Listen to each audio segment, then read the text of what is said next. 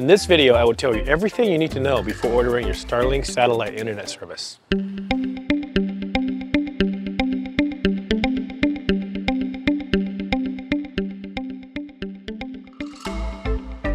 Hello everyone, my name is Dan from Molly Mish. Our family of 5 and 2 cats have been driving around the world full-time, going on 15 years across 4 continents and 41 countries.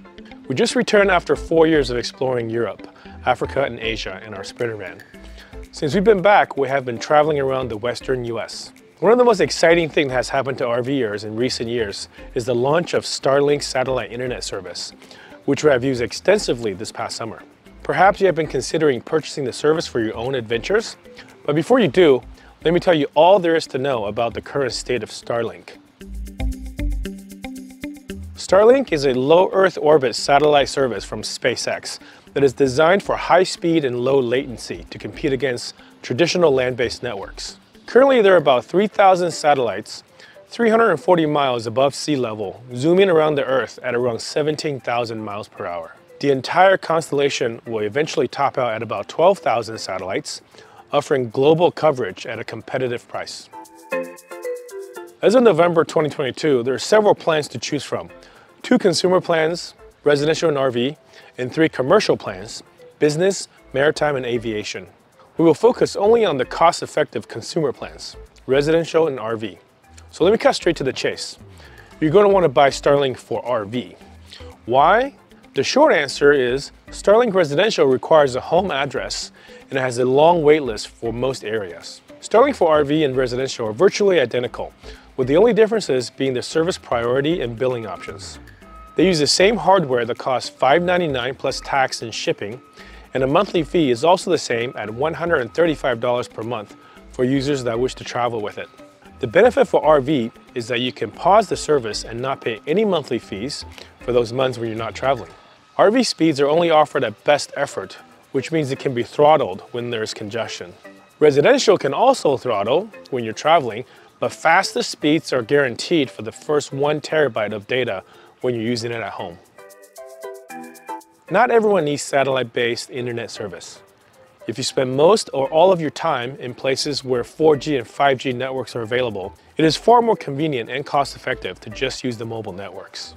But since you're watching this video, you might be looking into Starlink as a way to stay connected when those services are not available. If you spend a lot of time boondocking in remote areas, or if you just like to have a backup option for when the cellular networks become congested, Starlink might be right for you. Even though Starlink promises to have service globally, there are certain limitations. For example, it's very dependent on having a clear view of the skies. Tree branches and foliage can cause intermittent dropouts of your connection. The Starlink dish sees multiple satellites at any given time and seamlessly switches from one to another as they come in and out of view. Each satellite comes in and out of the dish's field of view roughly every 4 minutes. When trees or buildings are in the way, you might still be able to connect to fewer numbers of satellites, but expect your connection to be unstable. That's not a big deal for reading web pages or even streaming videos, but for video chats and gaming, dropouts can create a significant challenge. Another problem an RV user might face is network congestion. Because the service is only offered at best effort, during peak traffic times, connection can be throttled if there are a lot of Starlink users in the area. Currently in North America, eastern states with higher population densities are experiencing much slower connections than users in the vast openness of the West. Although people have reported speeds as fast as 200 plus megabits early on, it can drop well into the single-digit megabits when the network is heavily managed. This is why I recommend that Starlink not be the only internet service for anyone on the road if having connectivity is critical. Having a fallback cellular-based connection can be very helpful. As of November 2022, Starlink has officially announced a new optional larger dish for the RV service that allows permanent mounting of the antenna on the roof of a vehicle and operates while on the go. While the monthly service cost is the same, the new larger roof-mounted dish is able to connect to more satellites at the same time as the standard dish, and it costs at a whopping $2,500 before tax and shipping. Unlike the standard dish, which has internal motors that rotates and tilts as needed to point to a specific part of the sky, the in-motion dish does not move once it is installed. While it is possible to modify the standard dish by removing the tilt motors and flat mounting them to your vehicle's roof, It is an advanced DIY project for most and obviously voids any kind of warranties. You will also experience more dropouts since it can no longer tilt towards the best part of the sky with the most satellites. Starlink has also officially limited the in-motion capabilities of the standard dish to only slow traveling speeds. So if you're considering making this mod, do so at your own risk. Although in-motion satellite internet service might seem like the holy grail of the Go Anywhere RV internet connection, there are still some factors to consider to see if it is right for you. First is the high hardware cost. The dish is also about twice as big as the standard dish and requires permanent mounting, so it is less ideal for small RVs with limited roof space. Secondly, being twice the size, it also consumes about twice the amount of power when it is on. And lastly, because it is always ready to go, it is more likely to be constantly used, which will lead to even more power drain. So how much power does Starlink consume? Our experience with the standard dish is that it consumes about 30 to 50 watts of average constant draw. That's roughly the same power draw as running 2 Fantastic or Max Air fans at medium speeds. It varies depending on whether your connection is idling, receiving, sending, or both. Over a period of 24 hours, expect to consume about a kilowatt hour of electricity, or roughly a 100 amp hour lithium battery's worth of power. At the moment, Starlink also only officially works from an AC connection using the standard dish.